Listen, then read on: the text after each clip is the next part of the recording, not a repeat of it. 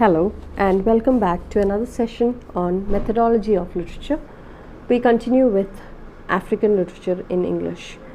Africa in the Middle Ages was described as the Dark Continent.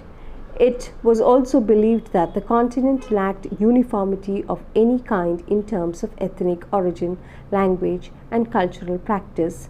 In the domain of literature during the pre-colonial period, this continent had a history of orature rather than literature. Poetry of this period includes narrative or epic, occupational verse, ritual verse, and praise poems to rulers and other prominent people. One popular form of traditional African folktale is the trickster story, where a small animal uses its wits to survive encounters with larger creatures. We have myths according to Oyekan Owomoyela. He explains the interrelationship of all things that exist and provide for the group and its members a necessary sense of their place in relation to their environment and the forces that order events on earth. It is taken from the book African Literature and Introduction. Most well known of African oral forms is probably the proverb, a short, witty, and ironic statements, metaphorical in its formulation. It aims to communicate a response to a particular situation and to offer advice or to be persuasive. We also have oral literary forms such as folk tales, praise songs that flourished in contemporary Africa. With the arrival of Islam, Africans were introduced to Arabic traditions. The literacy campaign in Africa also had a second wave with this historical development. The University of Timbuktu contains some of the manuscripts written in Arabic and native languages like Fola and Songhai. Swahili literature, though inspired by Islamist tradition, followed an indigenous way of narration in poems describing the life of Muhammad and his exploits against Christians. The colonial period of African literature began with the arrival of the European powers in Africa. This encounter through trade relation, missionary activities, and colonialism propelled the third wave of literacy in Africa. Though England was only one of the major European powers, English was interpreted as the language of liberation and culture. The missionaries attempted to translate the Bible and the basic principles of Christianity into native languages. One of the genres that was originally African in this phase was the historical slave narratives, and Olaudah Aquino's The Interesting Narrative of the Life of Olaudah Aquino in 1789 was a remarkable work. One of the genres that was originally African in this phase was the historical slave narratives, and Olaudah Equiano, his interesting narrative of the life of Olaudah Equiano, it was a remarkable work. Now, the reason for, or the main weapon that the English people had at hand was their language, English. English was used English was introduced in the colonies, which ensured a class change. Rudyard Kipling famously wrote about the white man's burden of civilizing the brute, barbaric parts of the world. In the first half of the 20th century, Britain established control over half of Africa. The colonized Africans in the coming decades learned both English and French and demanded decolonization. Liberation, independence, and negritude were the sufficient themes of literature in English during this phase. Negritude writers like Aimé Césaire wrote poetry in French in which they presented African tradition and cultures as antithetical but equal to European culture. Chinua Achebe showed the effects of colonialism among the tribal people of Africa in novels like Things Fall Apart, written in the Nigerian context. Now, novels like Gugiwatiyongs, a grain of wheat, Soinkas, the interpreters, and Flora Waps, Ifru are some of the few of the novels that might be described as literatures of testimony, attempting to respond to the derogatory representation of and myths about African culture. By 1960s, most of the African nations had gained their independence. It was a period of literary resurgence, with many of the authors from Africa writing in both the Western as well as native languages. You have the clash between Africa's present and past, between tradition and modernity, between indigenous and foreign, between individualism and community, between socialism and capitalism, between development and self-reliance, between Africanity and humanity. So it was all a period that witnessed all these themes in literature. It was also a period of literature of revolt. These texts moved away from the project of reconstructing an African past, and they focused on responding and revolting against colonialism, neo-colonialism, and corruption. Soinka's plays and poems, Achebe's own writings like Anthills of Savannah and Arrow of God, Peter Abraham's Tell Freedom, all this exemplify this revolt, this literature of revolt. Soinka was the first African writer to win the Nobel Prize for Literature in 1986. Now, the contemporary African writers move away from the use of realism and aim to develop new discourses and literary styles.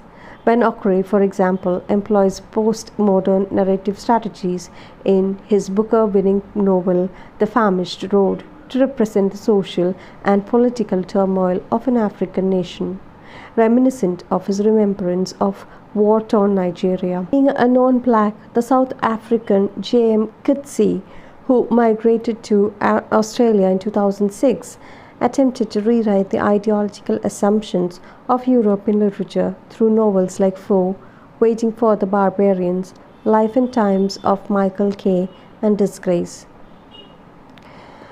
Now you have Amata Aito, Buchi Mchita, Passy Head, Mariama Ba, Miriam Tali, Nafisatu Diolo, and a few more are some of the women writers who defy the patriarchal nature of African literature in the present by evoking themes which are African as well as feminine.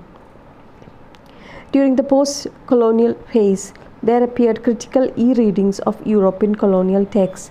The finest example could be Achebe's essay, An Image of Africa, which uncovers the racist elements of one of the most celebrated critics of imperialism, Conrad's Heart of Darkness. Another aspect of post-colonialism indicates a version of nativism, a return to the native languages, giving up English language and culture. So, and you have The Wretched of the Earth, Black Skin, White Mass by Frantz Fanon, the Marxist psychiatrist who fought for Algerian independence. He was an inspiration and model for liberation through letters. You have Ngugi wa Thiong's diasporic African settled in America. And she's the chief architect of the novels like Matigari and Wizard of Crow. And here she tries to return to the native languages and gives up the English language and culture. So she's one example for that. Our next one is the Indian English literature. The Indo-Anglian literature is one of the most important variants of post-colonial literature, and it refers to the literary works of writers in India who use English language as the medium of expression. Now it is also the accounts of works of the Indian diaspora, such as we have V.S. Naipaul, Kiran Desai, Jhumpa Lahiri, Rohinton Mistry, Salman Rushdie, and Amitav Ghosh. See, India is indeed a land of ancient cultural as well as literary heritage. We have our oral tradition, and after that followed the classical era of Indian literature, where we have the classics like Ramayana and Mahabharata. We also have the Vedas and the Upanishads, the plays of Kalidas and Bhasa. And however, the West, they always considered India as the Orient, the exotic other, and they thought, or they needed, or they wanted to colonize India and reform her. The history of writing in English began in India with the native people's interaction with the colonial people. The first book was written by Sheikh Deen Mahmud, titled Travels of Deen Mahmud. It was a travel narrative. And poets who were very active during the early phase of Indian writing were Henry Deruso and Toru Dutt. The first Indian novel in English, that is Raj Mohan's Wife, was authored by Bankim Chandra Chattopadhyaya. However, it was only in the 20th century that writings in English became prominent and popular in India. At this stage, it was literature of imitation, where genres popular in English were used to tell Indian experiences. Rajarao, Mulk Raj Anand, R.K. Narayan formed the triumvirate of the Indian Anglican novel.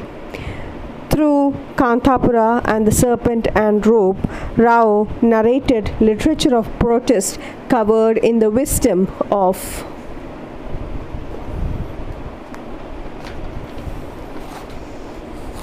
Indian philosophy and politics.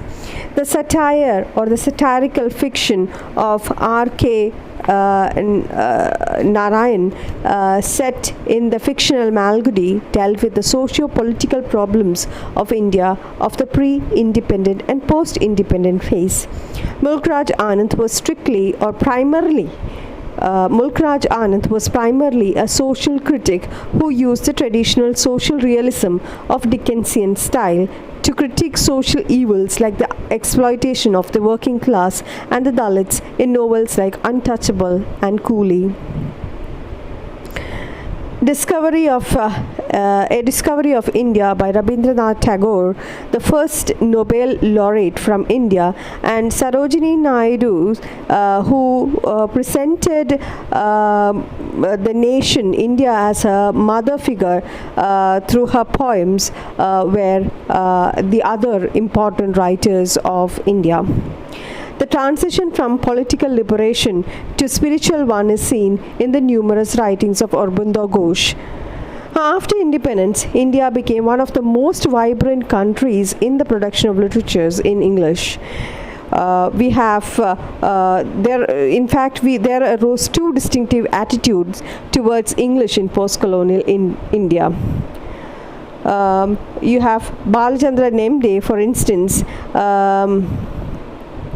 argued for nativism, which was total rejection of English in the academic as well as cultural affairs, as the presence of English in the post-independent societies such as colonized mental landscape. On the other hand, Salman Rushdie came up with the idea of chutnification of English and the transformation of English by adding additional connotation, making the text tangier, more flavorsome and exciting. The sacred master language is replaced and chutnified by profane Indian elements. While the former focused on the rejection of English, that is, Balachandra Nemde, he focused on the rejection of English. The latter, that is, Salman Rushdie, endorses subversion.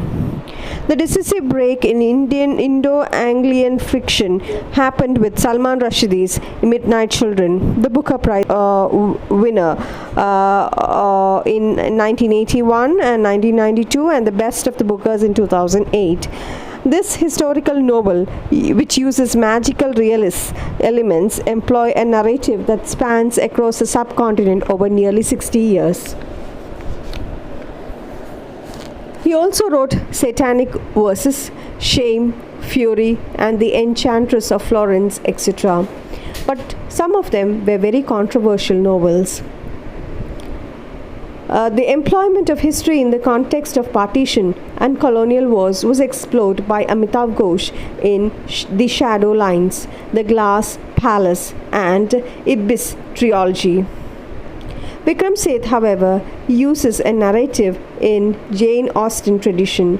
He mixes poetic elements in The Golden Gate and A Suitable Boy. Such a Long Journey and A Fine Balance by Rohinton Mistry are social realist novels in the Dickensian tradition that portray India during the Bangladesh War and the emergency. Shashi Tharoor's satire, the great Indian novel about the Indian politics of the 20th century, follows the storytelling mode of Mahabharata, drawing his ideas by going back and forth in time. David Davidar, Aravind Adiga, Manu Joseph, Jeet Thayil, and Neil Mukherjee form the new generation of Indian English fiction in innovative narrative frames. After 1947, Indian English also had some influential women novelists. They articulated feminine concerns against the backdrop of the mainstream patriarchal society. We have Kamala Markandeya, Ruth Parwar Jabwala, then we have Shashi Deshpande, Anita Desai, Nayanthara Sehgal. They were very powerful writers addressing these problems in different ways. Kamala Markandeya's Two Virgins is a good example of a female Bildungsroman. Anita Desai, in her psychological novels like Cry the Peacock and Fire on the Mountain, presents the image of a suffering woman preoccupied with her inner world, her sulking frustrations and the storm within. Then the image of new woman and her struggle for an identity of her own forms the base of Nayanthara Sehgal's novel Rich Like Us. Shashi Deshpande investigates the ideological issues implied in the structure of conservative Hindu marriages in Roots and Shadows and That Long Silence. Ruth Parwar Jabwala's first novel, To Whom She Will, and her Booker Prize winning Heat and Dust explores female subjectivity in order to establish an identity that is not imposed by a patriarchal society, narrating the transition from girlhood to adulthood. Now, the second generation of women writers include Arundhati Roy, Chitra Banerjee, Anita Nair, Kiran Desai, Meena Alexander, Jhumpa Lahiri, and so on. They focus more on the post-colonial experience, especially the clash between tradition and modernity. The diasporic identity crisis also emerges as a strong impulse in some of their novels. Then the Indo-Anglian poetry also had some distinctive names. You have Kamala Das, who focused on a feminine experience, nostalgia, and oppressive structures of patriarchy in a confessional mode. You have Nissim Iskeel, who employed satire as a genre in describing the man in the metros. And also nostalgia becomes the main theme in A.K. Ramanujan's poetry. Then some other notable poets are Dilip Chitre. Then you have Arun Koltakar, Jayanta Mahapatra, then Arundhati Subramaniam, Meena Kandasamy, and Anju Makhija, Jeev Patel, and so on. Modern expatriate Indian poets or writers in English include Aga Shahid Ali, then Richard Crusta, Tabish Khair and Vikram Seth, and many more. India has had a rich tradition in drama since the classical period. Michael Madhusudan Dutt's in this called Civilization is one of the earliest Indian plays in English in the realistic tradition. You have Tagore and Aurobindo also as important Indian playwrights of the pre-independence phase. Then during the freedom movement and after, regional theatre movements like Indian People's Theatre Association, then KPAC, that is Kerala People's Arts Club, they were employed to interrogate the politics of the state. Girish Karnad, the postmodern playwright from Karnataka, wove myth, fantasy and folk tales in famous plays like Yayati, Tughlaq, Hayavadana and Nagmandala. Vijay Tendulkar, Safdar Hashmi, Satish Alikar were other important Indian dramatists who critically analyzed the state by bringing in the other and exposing the lives of the individuals getting mercilessly crushed down by the terror of the state. The leading female voice in Indian theatre was Mahashweta Devi, the practitioner of theatre of protest.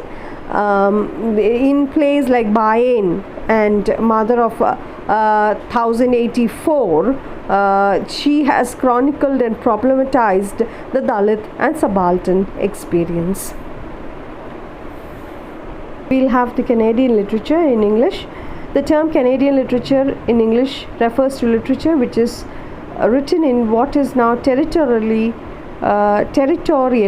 Canada, or written by the Canadians abroad. The nation had mainly three sets of people and their literatures: the Aboriginals, the French Canadians, and the English settlers.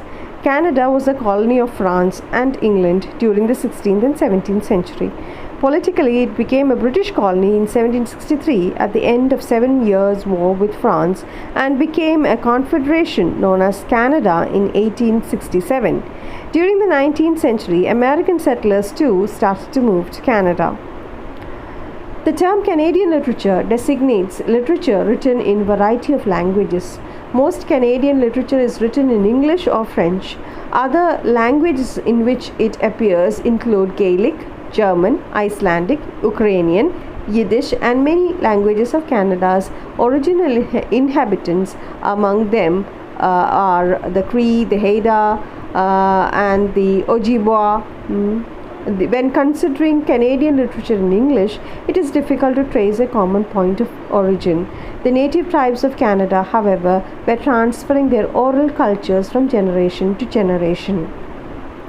Canadian literature in English can be said to begin in the early 17th century, with poetry written in Newfoundland.